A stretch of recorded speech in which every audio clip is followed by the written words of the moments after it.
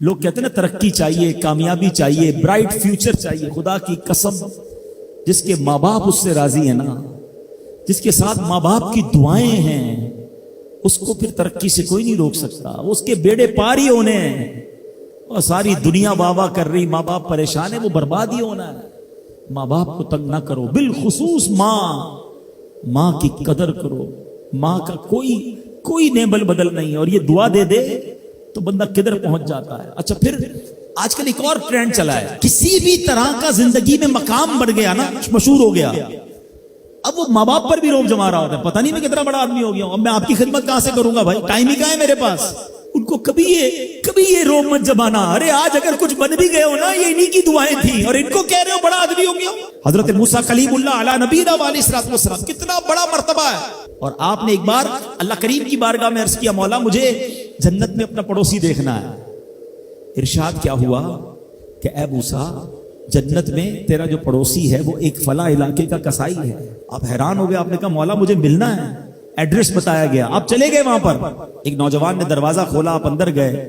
گھر میں گئے تو دو بوڑھے ماں باپ، بوڑھی شخصیات تھی. انہوں نے حضرت موسیٰ کو دیکھا، آپ کی رسالت کی گواہی دی، اور دونوں دنیا سے چلے گئے. وہ نوجوان کسی کام سے گیا، جب واپس آیا اپنے دونوں والدین کو دیکھا کہ دونوں کا انتقال ہو گیا ہے. تو کہا ہو نہ ہو آپ حضرت موسیٰ علیہ الصلوۃ والسلام. حضرت موسیٰ نے کہا میں نے تو نہیں بتایا کہ میں کون ہوں، تمہیں کیسے پتا چلا؟ کہا میرے ماں باپ روزانہ دعا کرتے تھے کہ یا اللہ اس وقت تک موت نہ دینا جب تک حضرت موسیٰ کا دیدار نہ کر لے. آپ ہمارے گھر آئے ہیں، آپ کو انہوں نے دیکھا ہے، یہ چلے گئے دنیا سے، آپ ہی حضرت موسیٰ. حضرت موسیٰ نے فرمایا بتاؤ کچھ اور بھی دعا کرتے تھے؟ کہا ہاں، میں اپنے بوڑھے ماں باپ کیونکہ چبا نہیں سکتے تھے، روز ان کو دیوالے چبا چبا کر کھلاتا تھا. اور جب بھی کھانا کھلاتا تھا نا، میری ماں دعا کرتی تھی یا اللہ میرے بیٹے کو جنت میں موسیٰ کا پڑوسی بنا دینا. حضرت موسیٰ کہتے بیٹا تیری ماں کی دعا قبول ہو گئی ہے، تو ہی جنت میں میرا پڑوسی ہے.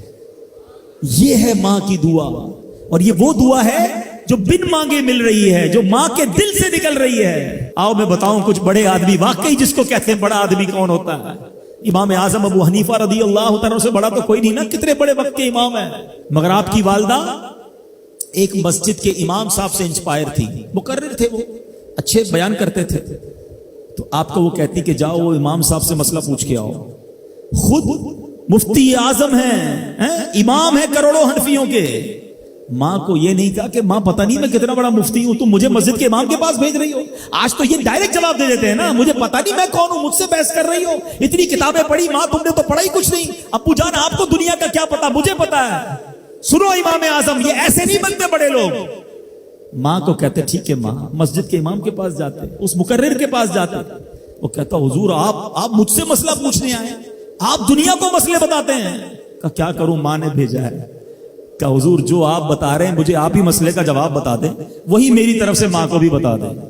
ایک بار ماں نے کہا کہ میں خود جا کر پوچھوں گی، پھر بھی امام اعظم نے منع نہیں کیا. اچھا کئی میل کا سفر تھا. امام ابو یوسف کہتے ہیں ہم نے خود دیکھا کوفہ کی گلیوں میں کہ امام اعظم اس خچر یا اس سواری کے لگام تھامے ہوئے ہیں، ماں اس پر سوار ہے اور وہ بازار میں اسے لے کے جا رہے ہیں. ماں کو یہ نہیں کہا کہ ماں تم مجھے تکلیف دے رہی ہو، وہ میرا شاگردوں کا بھی شاگرد ہے، اس کو کیا پتا جو مجھے پتا ہے. اللہ اکبر. ماں جاتی ہیں، مسئلہ پوچھتی ہیں، واپس آتی ہیں. امام اعظم ماں کو کچھ نہیں کہتے. یہ ہوتا ہے ماں کی فرما برداری. آج دیکھو دنیا ان کے گن گا رہی ہے. سیدنا بایزید بستامی رضی اللہ تعالیٰ عنہ، کتنا بڑا نام ہے، اولیاء کے سردار ہیں. دیکھو ماں کی خدمت کیسی کرتے تھے. آپ کی والدہ نے سردیوں کی رات تھی، سخت سردی کی رات، آپ سے پانی مانگا.